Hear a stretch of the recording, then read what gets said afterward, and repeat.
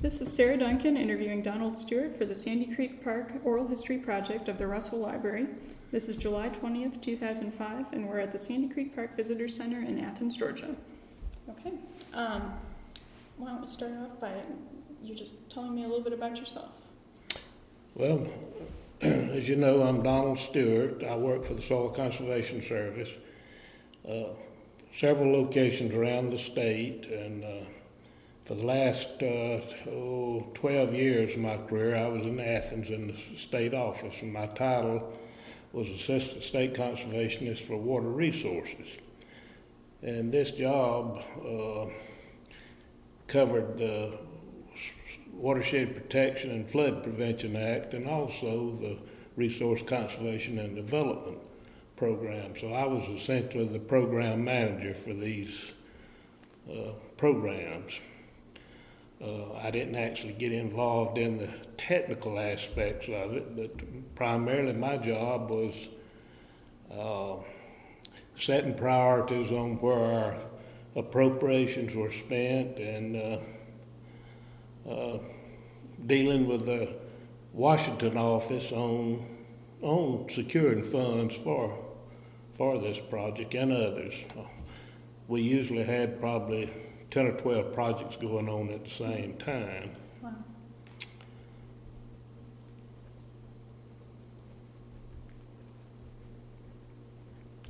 What's your educational background? I have a degree a Bachelor of Science degree in agronomy from the University of Georgia. Graduated in 1958. I spent a lot of time in Connor Hall. Did you, are you from Athens originally? No, I'm from South Georgia originally. I'm from a little town called Enigma. Enigma, that's right. And, I'll remember that. and as I said, I worked in the field locations across about 10 different locations in Georgia, and eventually I wound up here in Athens as an assistant state conservationist. What kind of work did you do in the field locations? Well, we assisted landowners in applying soil and water conservation practices, primarily to farmers, but we also assisted other land users, homeowners, whoever, but primarily to farmers in developing conservation systems, helping them with wildlife, forestry, water disposal systems and this sort of thing, and developing conservation plans for their farm. Okay. Now you said there were two programs that you were mostly involved in. It was the Water Resources Program? Overall, yes, that's terminology the Soil Conservation Service used. Water Resources is, at that time, covered the Watershed Protection Flood Prevention Act and also the Resource Conservation and Development Program. Okay. And what was involved in those? Well, they're very similar. Naturally, what we actually do was provide technical and financial assistance to local sponsoring organizations such as Clarke County, Oconee River Soil and Water Conservation District. They were the sponsors of these projects, and we provided technical and financial assistance. And the cost sharing assistance varied from program to program and depending on the purpose of the project itself. For instance, the flood control part of the project, Soil Conservation Service provided 100% of the funds for that. But the recreation, the municipal water, this was a 50-50 cost share. And sometimes the local sponsoring organizations, such as counties that had equipment and workforce, would provide their part of the cost through in-kind services, rather than actually having to fork over the cash money, so to speak. Yeah. Why was there that split between flood control, for example, and recreation. Well, that's the way Congress set it up. They figured flood control benefited everybody. Mhm. And there was 100% cost supplied by the federal government. Now, I suppose, I don't know exactly what Congress's intent was, Yeah. but I suppose that they figured that if people wanted recreation, municipal water, and that sort of thing, that they should contribute to the cost of it. Mhm. Did Clarke County provide in-kind services as part of that? Yes. Some of it was labor, some of it was design services. Maybe they actually got a design, engineering contract with some people to design some of the recreation activities.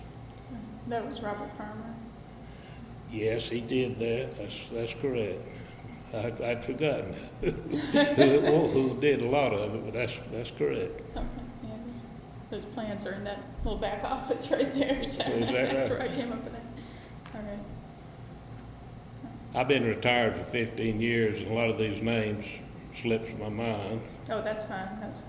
Well, hopefully I can look most of them up as we as we go along. We won't have to worry too much about that. How did you first get involved with the Sandy Creek project specifically? Well, when I came to Athens, this project was already ongoing. In fact, the dam, I believe, was built the year that I came to Athens in 1978. And as soon as the dam, the floodwater retardant structure was completed, then we got involved in the recreational part of the project. So you were primarily involved in the recreation part, Right, because right. the dam had already been done and so on. I've heard that dam is kind of a unique structure. Do you know anything about that? That it was designed differently than most dams are? Well, I can't remember for sure about it. Some of the structures around over the state was probably unique also, but I can't remember the specifics of this one. What was, I suppose, probably it's emergency spillway might be different from some of the others. Yeah. Okay. Yeah, that's what I had heard. So, what did this park look like when you first saw it? Well, the first time I came out here, the lake was dry. They had a dam here, and the rest of it was in pasture and woodland, pretty much like it is now. They didn't change it a lot from. I mean, the area is too much from what it is, what it was then. It's pretty much that way now. They utilize the area pretty much as it is.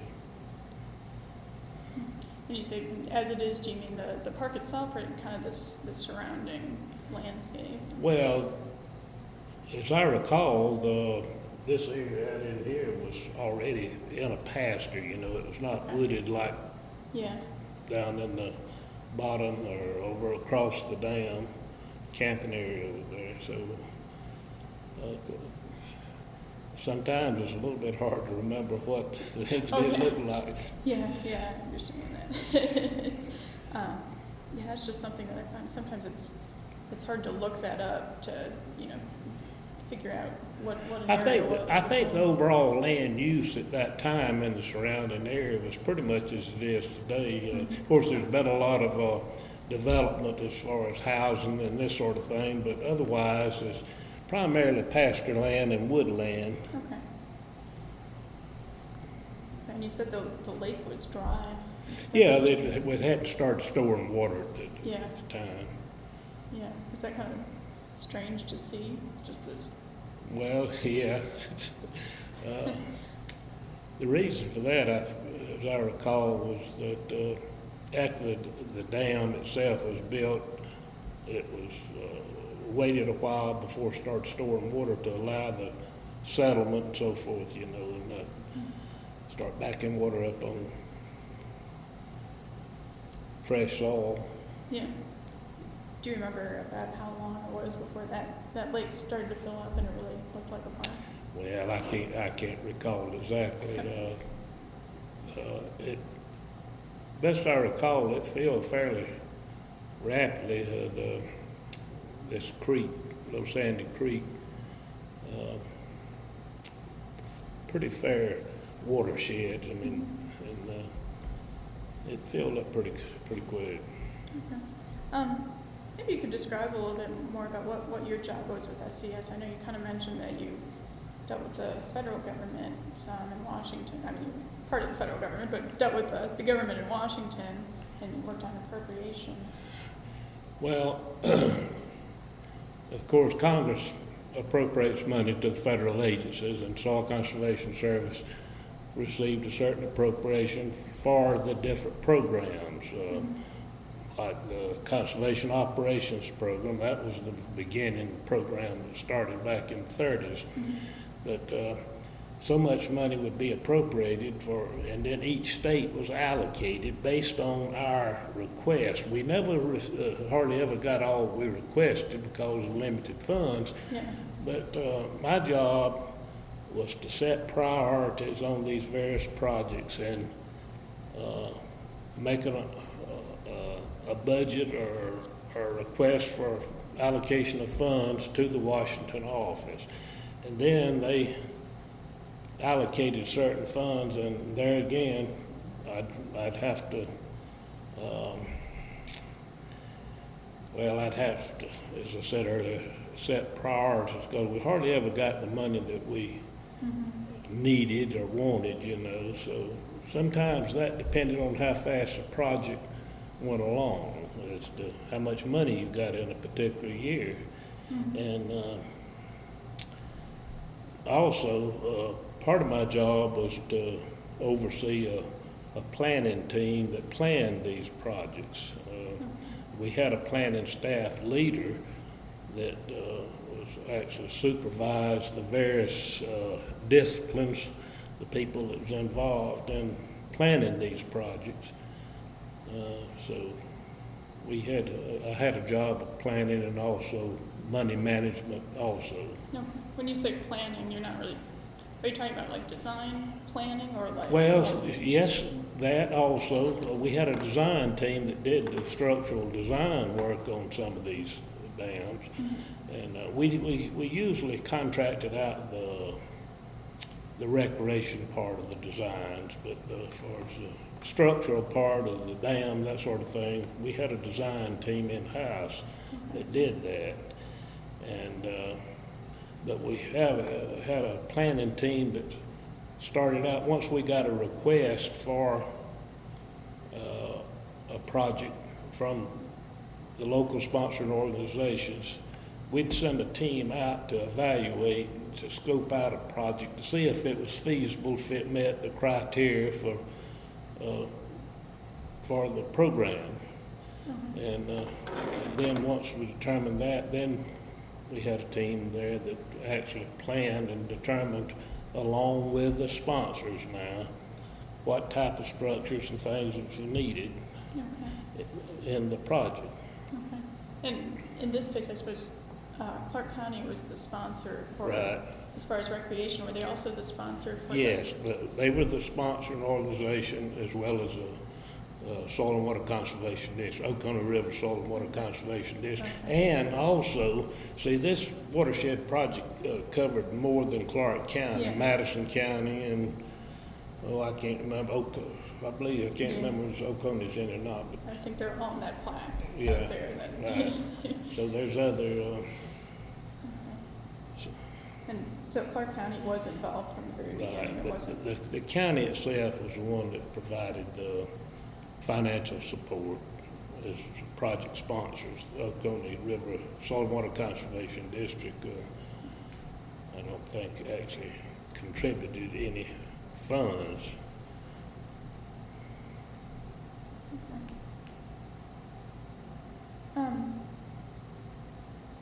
Was it difficult to fund this project? Well, Georgia was one of the leading states in the small watershed programs. And in fact, at one time, I believe we were second in the nation in the number of projects installed.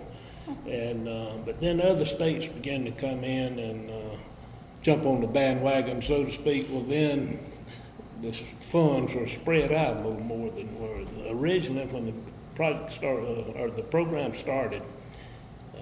Funding was not as much of a problem as it was in.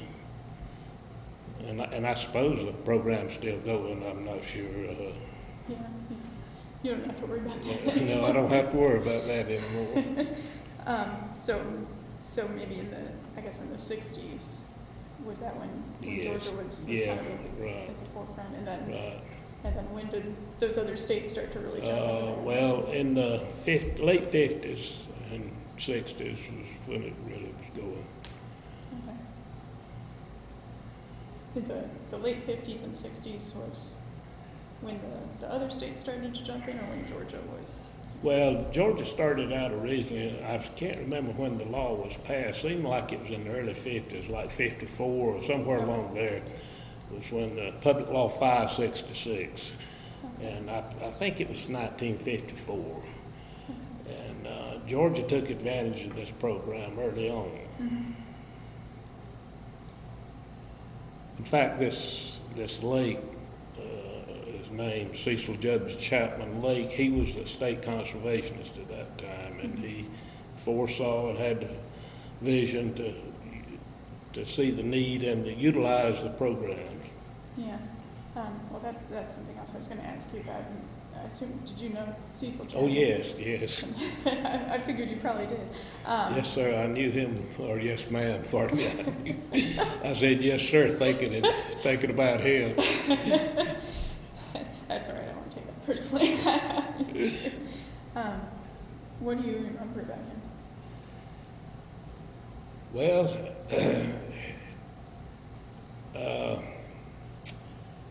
you say, what did I remember? I can remember a lot of things. One thing I remember is he moved me about in the state, in other words, from work locations a good bit. And I remember the first time my wife met him, she says, "Oh, so you're the fellow that causes us to move around." But he was a good fellow. He deserved the honor of the lake being named after him, and he was well thought of in this state, and had good relations with the university.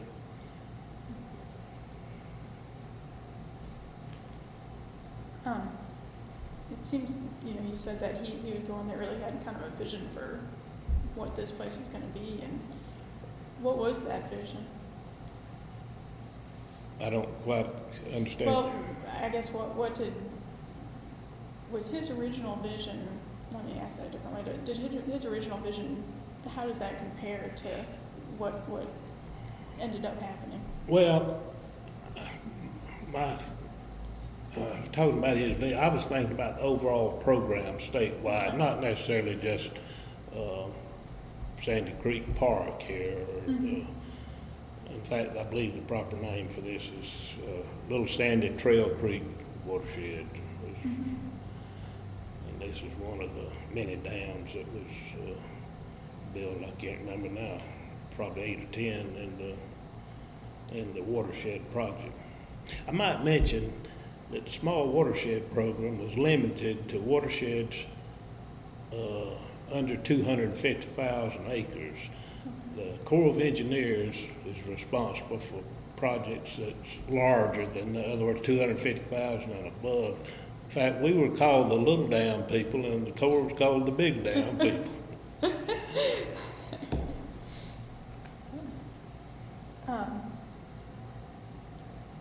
Then maybe actually you could talk about what Chapman's vision was for the entire state program. Well, he just foresaw the opportunity to utilize these programs to benefit the state, to conserve the soil and water resources in the state, and he jumped out there and took advantage of it.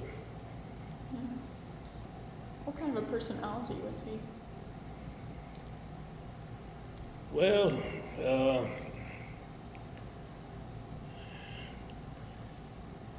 I don't know. He's a little bit hard to describe. He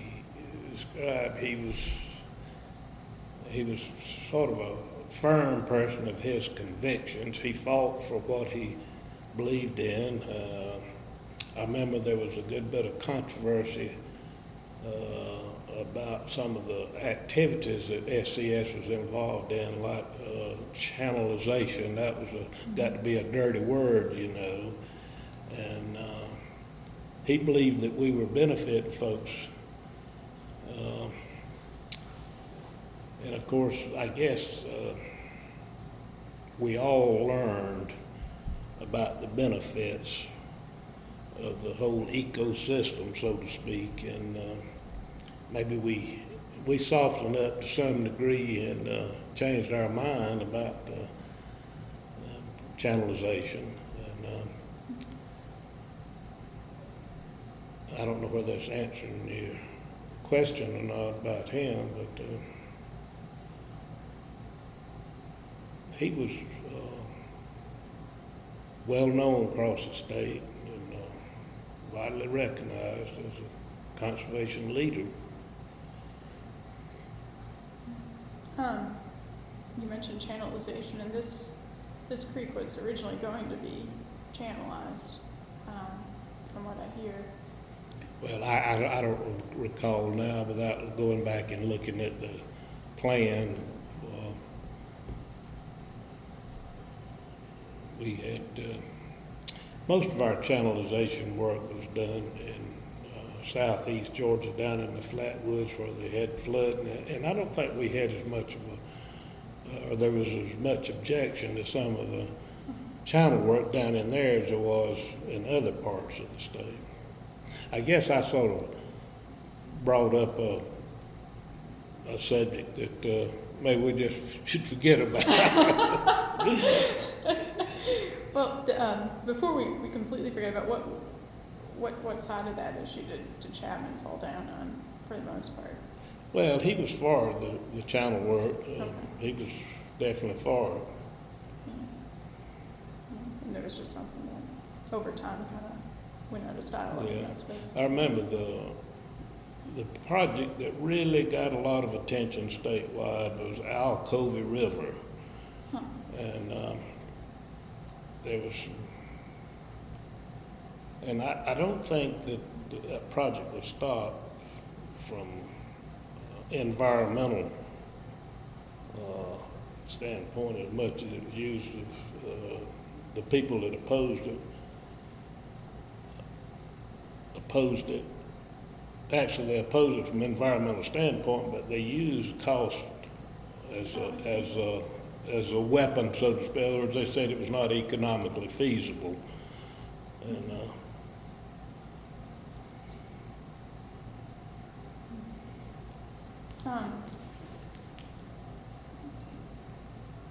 you mentioned that there were originally going to be 8 or 10 dams. Do you remember why many of those dams were never built? well, a lot of it was land use change, development, this type of thing. I know we've had projects across the state that at the time they were planned were feasible, but then as expansion, development came in, it was no longer feasible to, especially around in the Atlanta suburbs. What kind of development? Well, housing primarily, just paving over the Yeah. land. It might be industrial development as well as housing.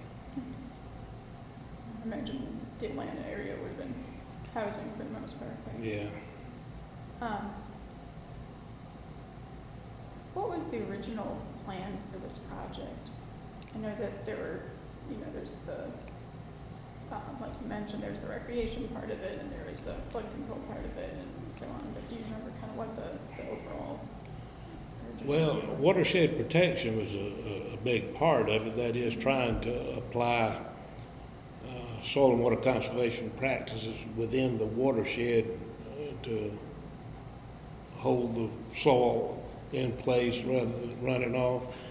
Also, this particular dam here had, I think, best I recall, 260 acre feet of municipal water. So actually, Clarke County could draw water out of this lake in an emergency. And, I mean, it would be as far as, be legal as far as the intended purposes of the project. But I don't think any water's ever been drawn down from forest water. Were those fairly typical goals, or were any of those do any of those stand out as a little bit different? No, I don't recall anything of, most of the projects throughout the state was pretty much the same, except, like I said, down southeast Georgia, there was, we didn't have very few dams in that area. The dams were more in the northern part of the state. Why is that? Well, the topography is just the land just didn't address itself as far as flood control dams down there. As I said, there was more channeling and that sort of thing in South Georgia. What is it about this topography that does lend itself? Well, it's just rolling, undulating type of topography, and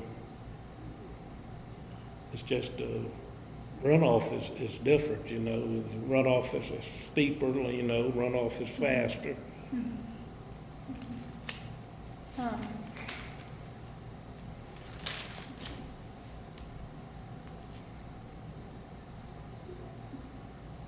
How did the sort of the final look of this part compare to what your original expectations were when you first saw it? Well, you mean as far as the recreational opportunity Yeah, of the place here? I guess it's pretty much like the plan was originally set out to be, and I can't recall any significant changes from the original plan. What was when you talk about watershed protection? Sounds like that mostly had to do with runoff and flood control and so on. Did natural resources come into that? Well, As in, what do you mean? as in wildlife? Oh yeah. Yeah, wildlife is always a major consideration in conservation practices. We always tried to include opportunities for wildlife development, wildlife habitat in any of our conservation practices. Mm-hmm. Would you say that this was a successful park as far as that went? Oh yes, I think so. You could ride around in this park and see all kind of wildlife. Uh-huh. You see deer and the geese are almost a problem here. There's plenty of those. Plenty of geese, yeah. And but I see deer out here just about every time I come out. Who was really behind this project in the beginning? I mean, obviously Chapman was one, or maybe I shouldn't say in the beginning, but when you first became involved. Well, of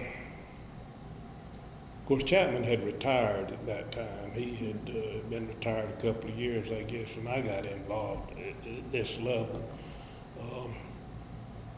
He was state conservationist when I came aboard Soil Conservation Service. But I guess I would have to say the Oconee River Soil and Water Conservation district, the supervisors were the people that was behind it. And I can't recall who the supervisors were back then. Was it Balfour Honeycutt? Was he? Yes, somebody Alfred Honeycutt was one of them.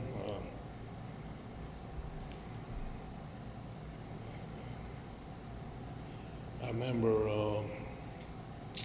we had a Soule County commissioner back then, and his name was Holland. Jim Holland? Jim Holland, yes. I couldn't remember his first name. He was real interested in the project.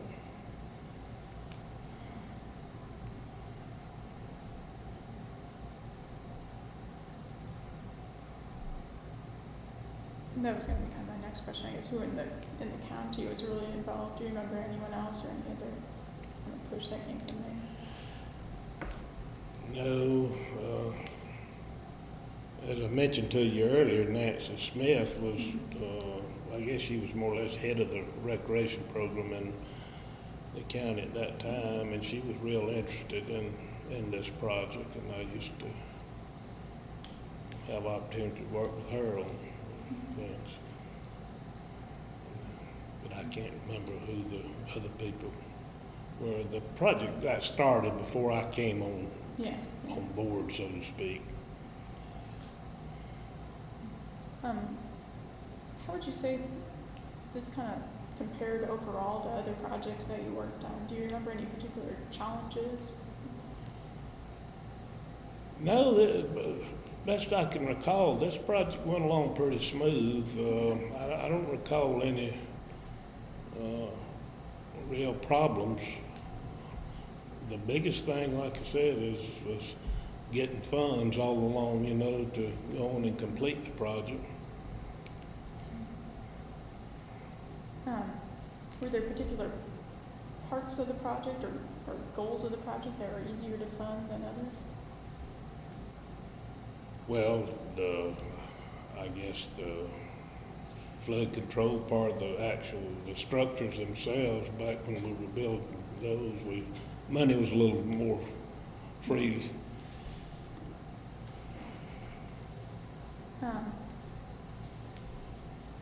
What about particular accomplishments of the project?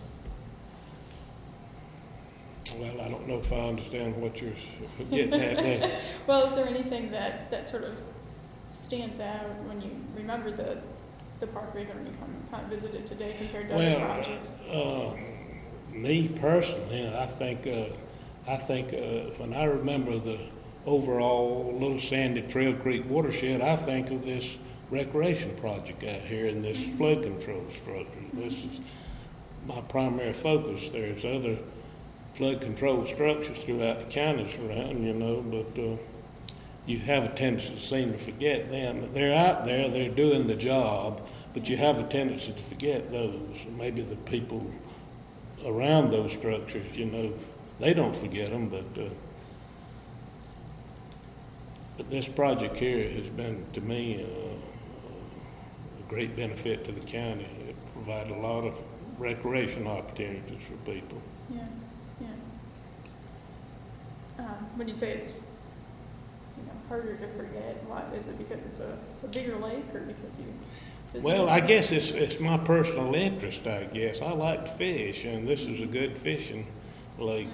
I didn't fish in it for 10 or 12 years after it was built, but after I retired and I had more time, I decided I'd go fishing out here. And I've been fishing ever since. Yeah, so you get to visit it. Yeah, I visit it real often. Have you seen a change over time as you visited it? Well, I see the use of it seems to be increased for various activities.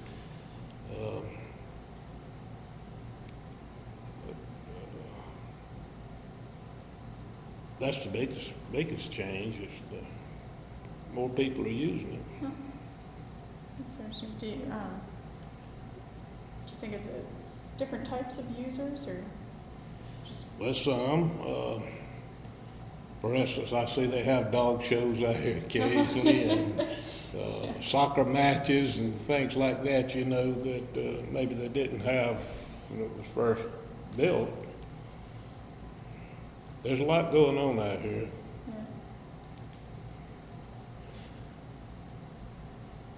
I think a lot of group organizations come out here a lot. For instance, I see, you know, handicapped people, that sort of thing.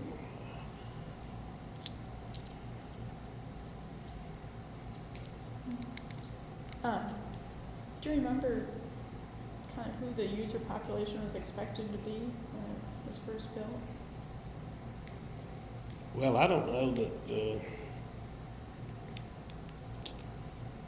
I guess there was some expectation as far as the type of use, but I guess it was the type of recreation measures that was built dictated who would be using it, you know. Ball fields, fishing, of course they got a beach down here, you know, and so the facilities dictates the people that come out. I guess I was thinking more of kind of where people come from and that kind of thing. A lot of people use this for jogging trails and that sort of thing. You see a lot of people use it for walking and jogging.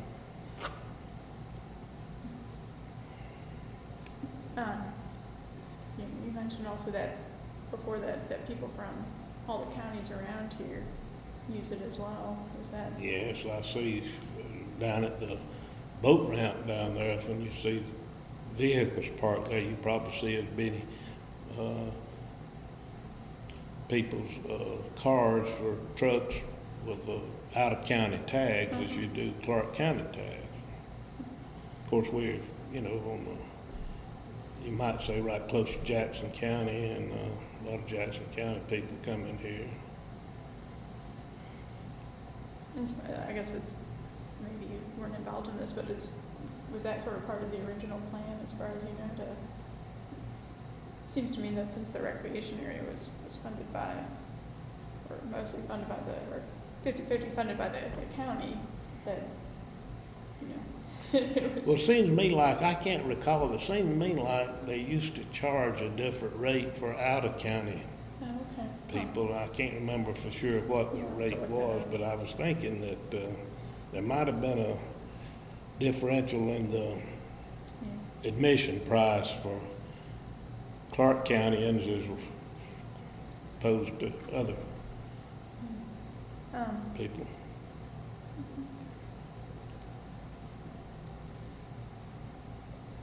Let's go back to kind of what we were talking about earlier about your background. Now, before you worked for the Soil Conservation Service in Athens, you said you had worked as doing field work around the Yes, state. I started out at a field location.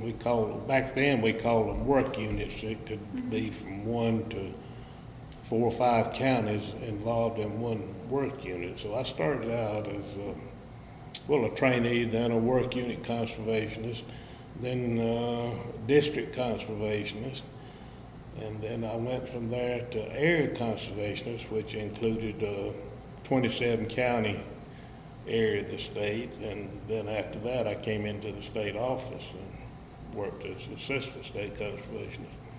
Okay. So those first jobs it sounds to me like they were sort of on the ground. Yes, on the ground. They're actually on the ground with farmers and land users of planning and assist them in applying conservation practices. So I worked in the cold, I worked in the heat, and yeah, I bet. Was that a big change for you to kind of go from that kind of thing to more yes, it was. But with my background working in the field, I had a better respect for the people. As I used to say, the people at state office didn't contribute anything to anything going in the cash register, the people out in the field was the one that rung up the cash register, so to speak, Yeah. and they were the one getting. We were people in the state office are support staff, supporting the people in the field getting the job done. Of course, things like these watershed projects, I consider that field work too. They might have been headquartered here locally in the state office, but they're still considered that field people also. Yeah. Hope they're getting dirty. Yeah. How did you apply that background in the field to sort of a more office type of bureaucratic type of job? Well, one of the things I tried to see that people out in the field got the resources they needed to get the job done, whether it was a surveying instrument or a vehicle or whatever, and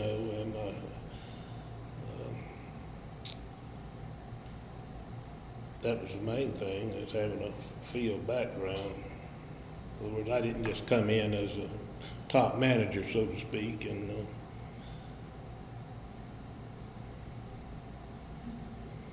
Was that, what was most of the makeup of the office like? Was it you mostly, talking about out in the field? well, like did mostly people sort of in the Athens office were in charge of these kinds of things? Well, we Come had from the various field? disciplines. For instance, we had agronomists, we had wildlife specialists, foresters. Of course, in watershed work, primarily engineers, civil engineers, agricultural engineers, and we had a wide variety of various disciplines as far as getting the job done. And most of the people that come into the management positions in the state office had their background was in some discipline. In other words, they, like I said, they didn't just come in as a manager, you might say. They worked in the field offices prior to their coming into the state office. What was it like working with that wide variety of people? It was interesting. But you had to do a good job of coordinating these various disciplines to work together, to get each one's input into a project.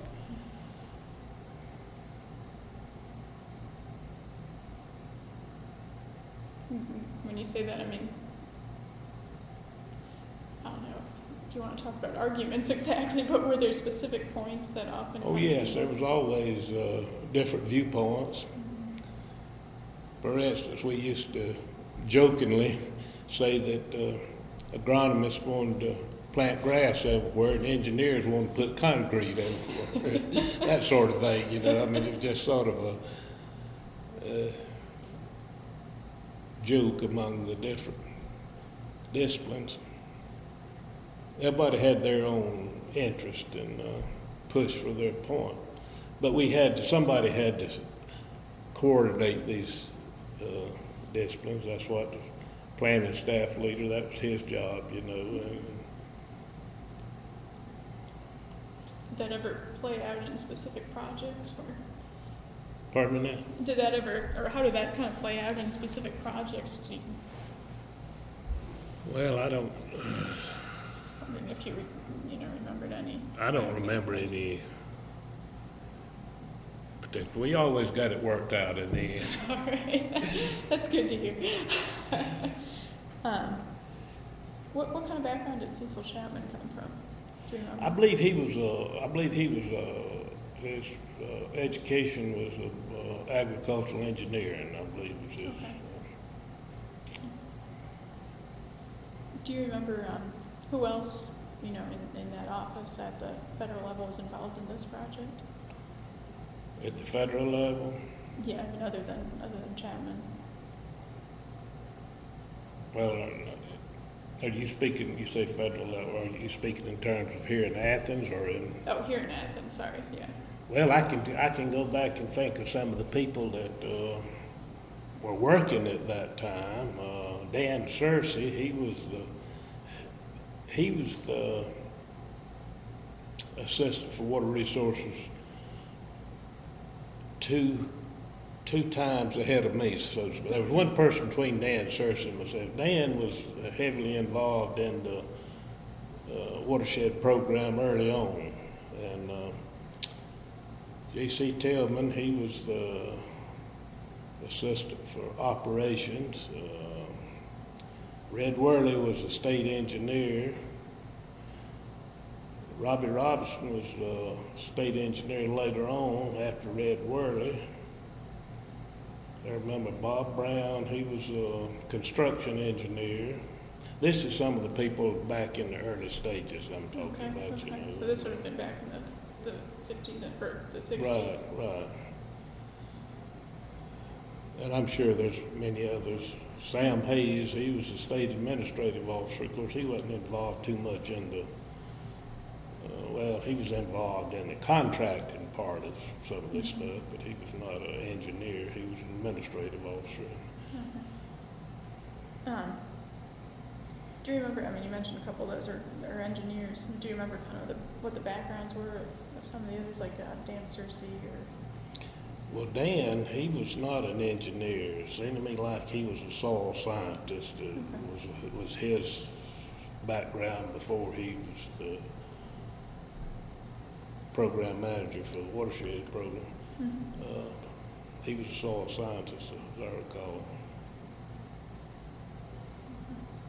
So it sounds like people from a variety of backgrounds were involved in this on that level. Yeah. What do you remember about working with the county government? Well, I didn't get involved directly with them as much as a lot of other people did. My level, I didn't.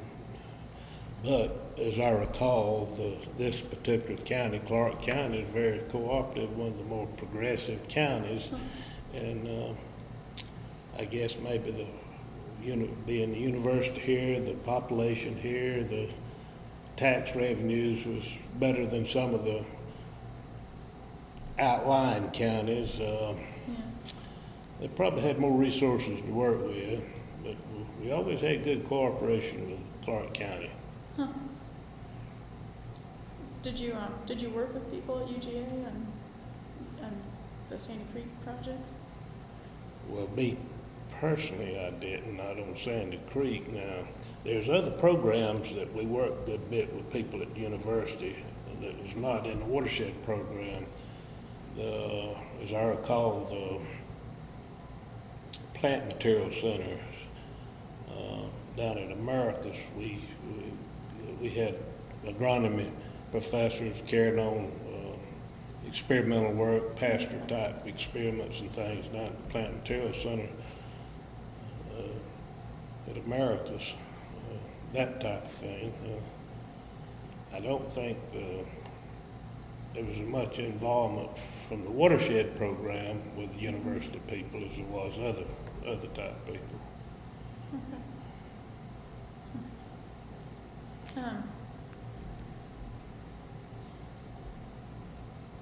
One thing, and you may not remember about this, but in case you do, one thing that I'd heard was that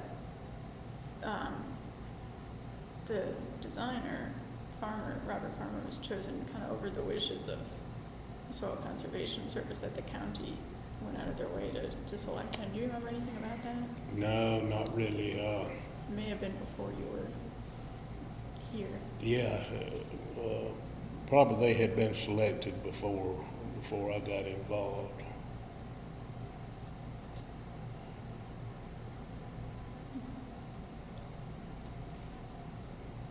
In fact, that's news to me, really. I didn't mean to pass on gossip or anything, but that was something I came across. It sounds like you've been doing a lot of homework. Yeah, I've been trying to. But did the Soil Conservation Service often work with the counties? You know, when they were doing these projects, you mentioned that a lot of the work that you'd done before was with farmers. Yes, well, I don't know where, I understand exactly what you're getting at. You say with county, you talking about with the unit of government, county units of government? With counties of, Yes, we as the always, sponsors. we provided technical assistance to the counties, and I know we used to provide some help in selecting landfill sites, things like this nature back in the early stages. That was back before there was many people out here that was, you might say, qualified or to do this type work. Folks used to just go dump stuff out wherever they could, and burn it and that sort of thing. And then state laws came into effect about having to bury it and put liners in and all this stuff, and it was locate them in certain soil types, that sort of thing. And the SCS provided some assistance in selecting sites and that sort of thing early on. Okay. So for a lot But we got away from that once engineers and specialists out here, in the private sector got in, could supply the need. So you all worked with county governments on a number of landfill projects. Well, I wouldn't say a number. There was some more out in the real rural counties, where they didn't have engineering staffs and people like that to help them. Do you remember any other projects similar to this one that you were involved in? Not that I was involved in. The Gwinnett County Resource Conservation Development Project had a lot of recreation. I was trying to think of the name, Treble Mill Park. I remember the people came over and viewed this park, the sponsoring organization over there came over and looked to see what was going on, to help in their decision making over there.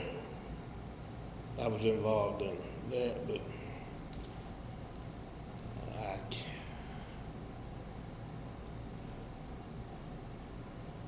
I can't recall another one right offhand in this area. Do you remember, I suppose not any that were previous to this park, that were built before this park?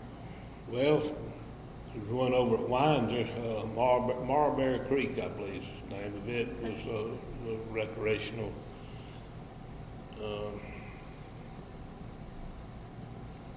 purposes in that one, and there's several around, but right offhand I can't recall all of them.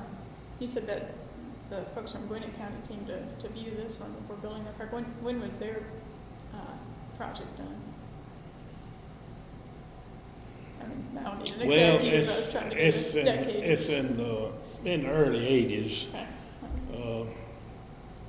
I can't remember that date, but they wanted to come over and see what people in Clarke County had done. Mm-hmm. So it was shortly after this one was completed. Right. In fact, this one was still being developed. Okay. Actually, that was the next thing I was going to ask about. I suppose when you came on in '79, like you said, the park had kind of cleared out that area for the lake, and the park was on its way to being built. Do you remember kind of how that process went with the phases of construction and getting funding for each phase?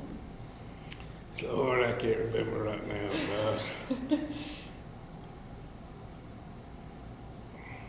Seemed to me like one of the first things was building a boat ramp and a dock down there. That was one of the earlier things. And then the ball fields and things came later.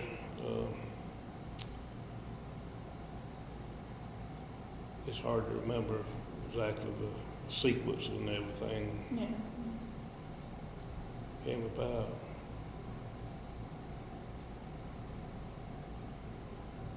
Do you remember if any of those pieces were more difficult to fund or more difficult to kind of get through? Not really, no, not really.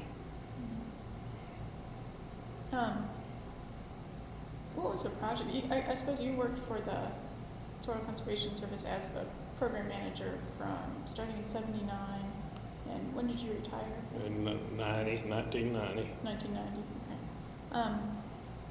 Do any projects really stand out in your mind during that period?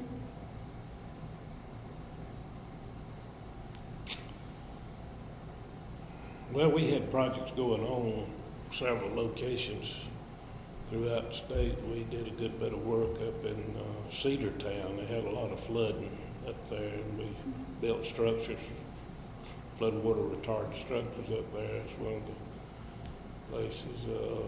Over at Bowden, we had a project over there that had a lot of municipal water in the project. Oh goodness, let me see.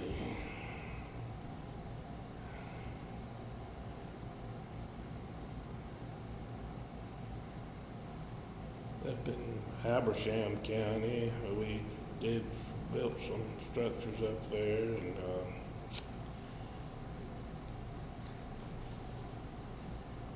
it's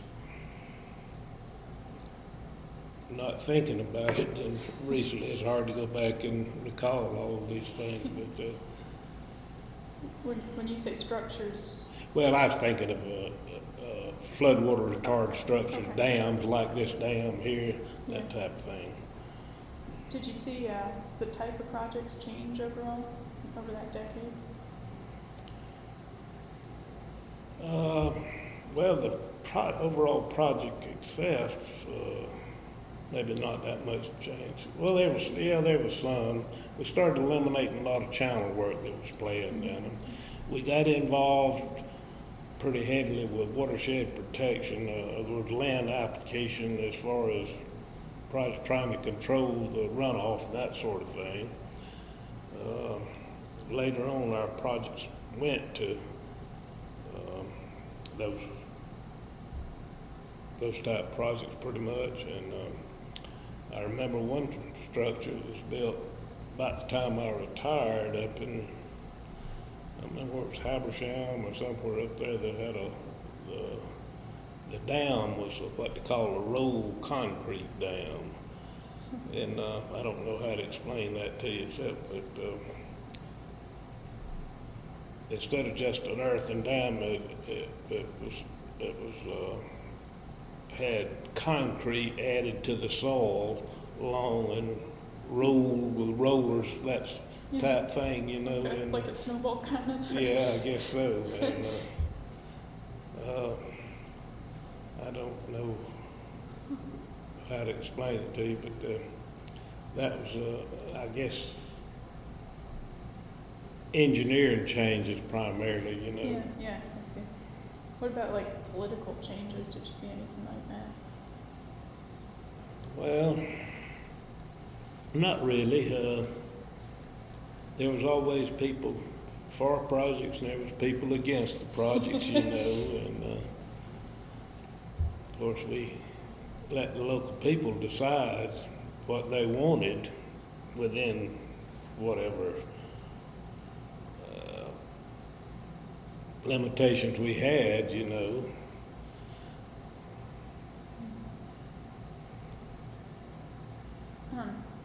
Generally, when the SES would approach a project, and if you know specifically on this project, I'd be interested in that.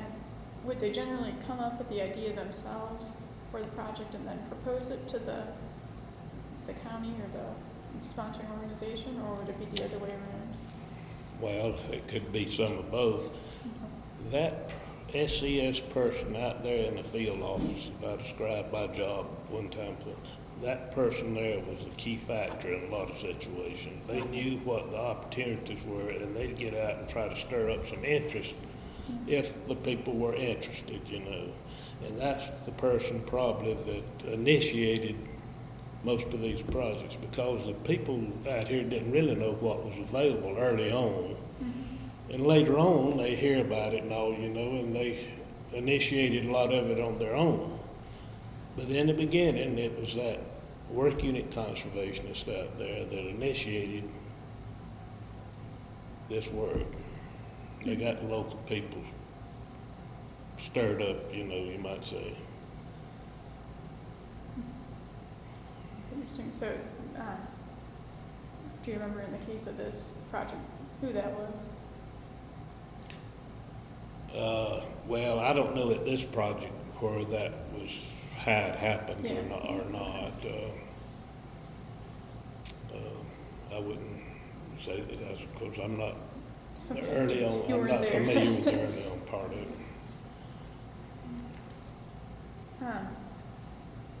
You mentioned you come back to visit the park fairly often. What's your favorite part?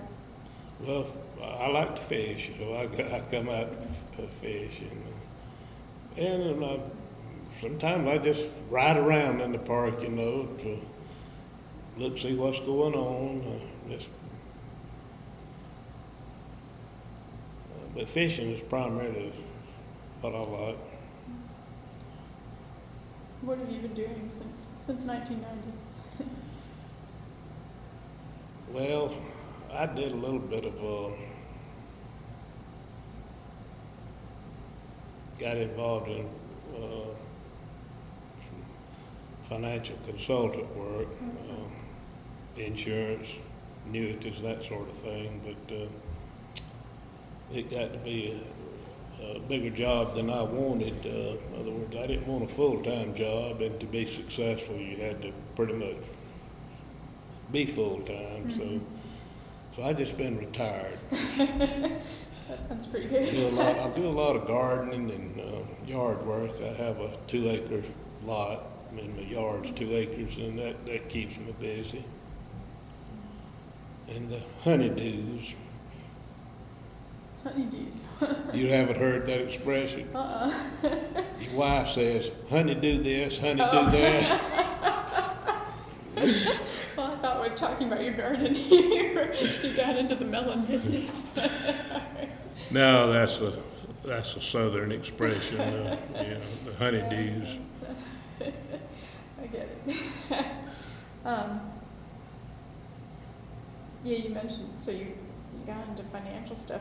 Is that an interest that developed while you were working in? No, not really. I retired fairly young, and my son-in-law was a financial consultant, and he talked me into getting involved in it. Huh. That must have been quite a change from Oh, some it of this was. stuff. It was. That kind of reminded me, I did want to just ask you back on budgeting issues. How did you have more difficulty over the course of the 80s in getting projects funded, or was it different funding then? Well, yes, it was more difficult to get the necessary funds later on, because, as I said, the demand for the programs increased, and Congress was not appropriating that much more money. I mean, they might, from year to year, appropriate what the normal what I'm trying to think of. Anyway, the money appropriations pretty much set still, so to speak. In other words, it didn't increase that much. And I guess the Congress felt a higher priority for other programs and things.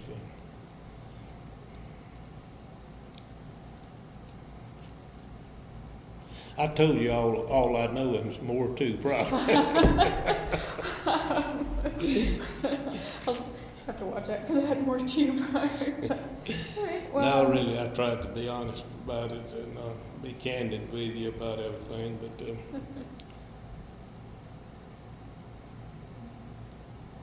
if you'd have interviewed me 10 years ago, I could have helped you out a lot more, probably. Well, that's all right. You gave me some good background on kind of how the SCS works, because I didn't know much about that.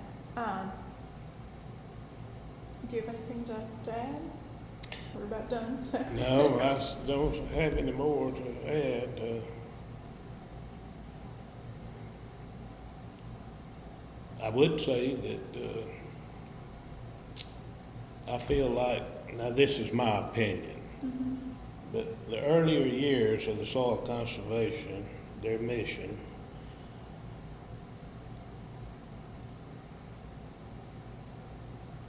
we had a need for that better, more so then, and I think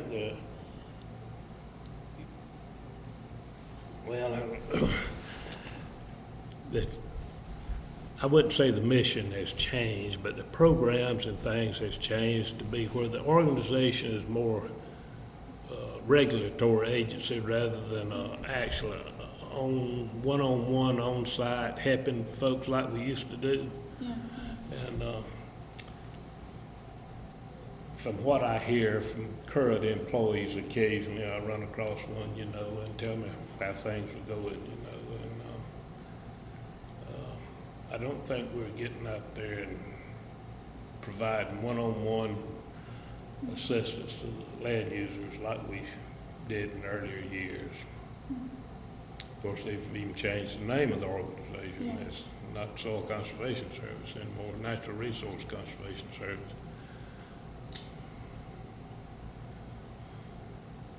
Did you start to see that while you were still working there? Yes. Yes, it started coming on. Part of that's the reason I retired early. Really? Huh. It seemed like we were getting away from our original mission. Why do you think that might have been?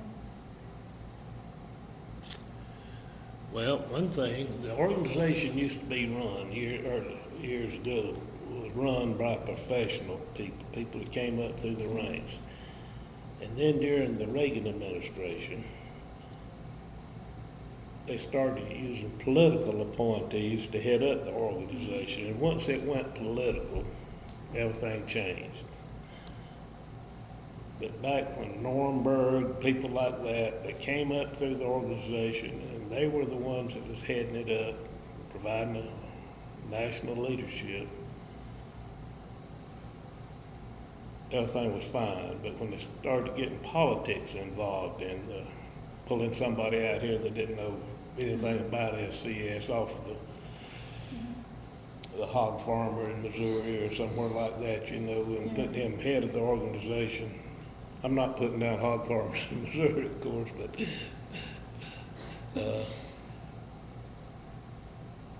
I could see a lot of changes starting then. Politics ran the show or directed how we were going rather than what the actual needs were out there, I felt like. Do you remember any specific examples of that, where there was, a specific project or something where you saw that happen?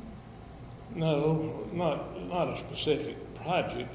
Programs, that sort of thing changed.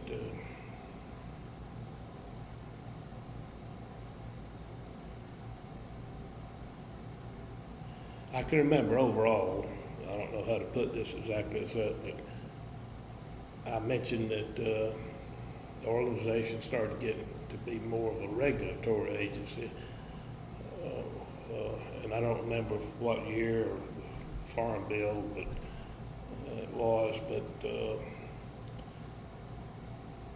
SCS people had to get out here and see where people were in compliance with the programs that they were being offered through the USDA. And it seemed like that's when it started.